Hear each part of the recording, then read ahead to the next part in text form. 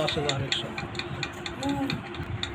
जी। बहुत बहुत मेहरबानी। 10,100 रुपया तुहाडा पहुँच गया। अल्लाह ताला तुहानू हज करावे जी। अल्लाह ताला तुहानू सेहत देवे।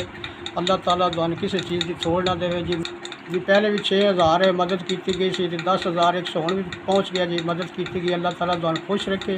अल्लाह ताला तुहानू हज करावे जी। मेरी बच्ची भी मजदूर है जी, मैं भी अख तो मुहताज हाँ, बच्चा भी अख तो मुहताज है जी। तो छोटा जिहा टी स्टाल है जी, जिस दे उत्ते असीं गुजारा पा करना। डॉक्टर साहब ने मैनूं आखिया सी कि बच्ची का सीटी स्कैन कराना है। मेरे को इन्ने पैसे नहीं सी जी मैं डॉक्टर को इसनूं लै जावां, इसका इलाज करावां जी। छोटा जिहा टी स्टाल है, उस ते असीं घर की पूरी फैमिली जिहड़ी है ना जी गुजारा कर रहे हैं। अल्लाह ताला तुहानू हज करावे। अल्लाह ताला तुहानू होर देवे जी। 10,100 रुपया तुसां इमदाद की। अल्लाह ताला तुहानू खुश रखे जी। वो पहुँच गया। अल्लाह ताला तुहानू खुश रखे। अल्लाह ताला तुहानू सेहत देवे। बहुत बहुत मेहरबानी जी।